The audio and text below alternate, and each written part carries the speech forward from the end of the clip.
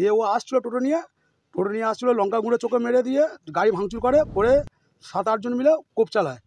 আর বারুইপুর থানায় পুলিশ এখনও যারা অন্যায়কারী তাকে সাজা হয় দেয় না।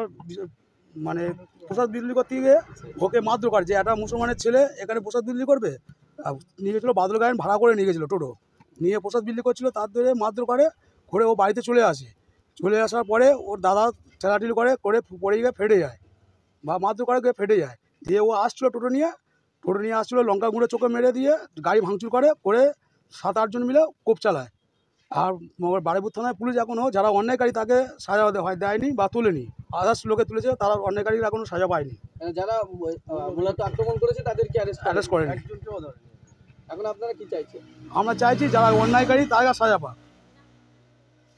পুলিশ ক্যাম্প করা রয়েছে তো, হ্যাঁ, কোনো অন্যায়কারী কোনো সাজা পায়নি, সাজা পাচ্ছে না।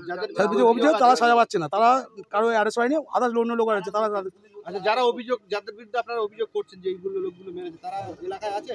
তারা এলাকায় আছে, সাইডে লুকিয়ে আছে। হচ্ছে আমাদের ছেলে ওপারে গিয়েছিল, বলার পরে ওপারে গিয়েছে আমাদের ছেলেরা, যাওয়ার পরে তাকে ওরা খুন করেছে।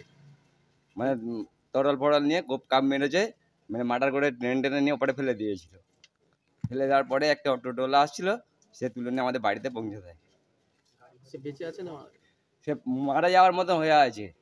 মানে ও বিল্ডার্সের দোকানের মাল কোনো পারমিশন টাকা দিয়ে কিনে নেয়নি না, তো ওনার সাথে বাকি লেনদেন চলছিল। মালটা ফেলেছে, ওরা চুরি করে নিয়েছে। চুরি করে নিয়ে ওরা মন্দির তৈরি করছিল।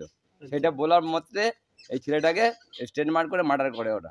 মানে প্রতিবাদ করার জন্য যে হ্যাঁ, প্রতিবাদ করেছে, ওই জন্য তাদেরকে মেরে এইভাবে ফেলে দিয়েছে।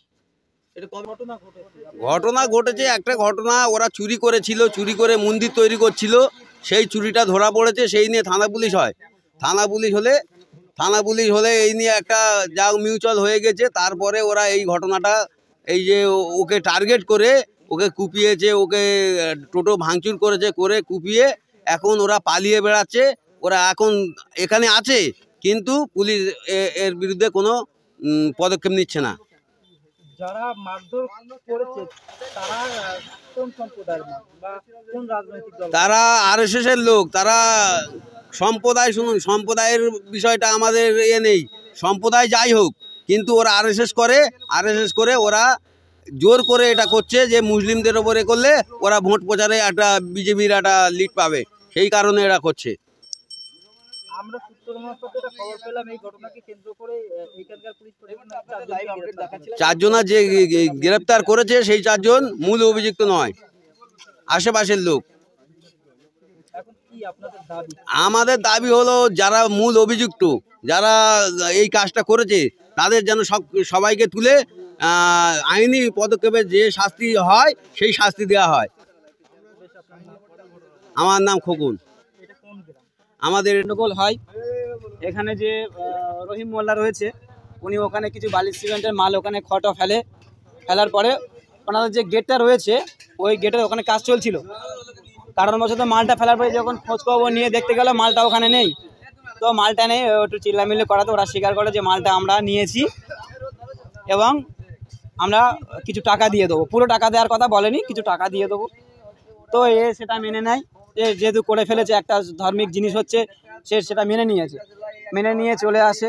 বেশ কিছুদিন পরে যখন টাকাটা চাইতে গেল, যে টাকাটা আমাদের দাও, তো ওখানে কিছু যারা ওই গেটটার সঙ্গে জড়িত আছে, গেটটা যারা উদ্বোধন করছে বা গড়ছে, ওই সমস্ত ছেলেরা একে ঘাট ধাক্কা দেয় এবং ঠেলাঠেলি একটা মানে গন্ডগোল একটা সৃষ্টি তৈরি করে। ও কোনোরকমভাবে ওখান থেকে চলে এসে বাড়ির লোক, এলাকার লোকেদের জানাজানি করে, তাদের কোনো কাজ হয়নি।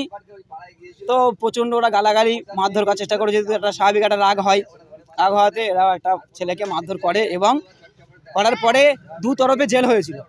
দু তরফে আমাদের এখানে এমএলএ আছে নমিতা সাহা। ওনার ভূমিকা কোনো দেখতেই পাচ্ছি না।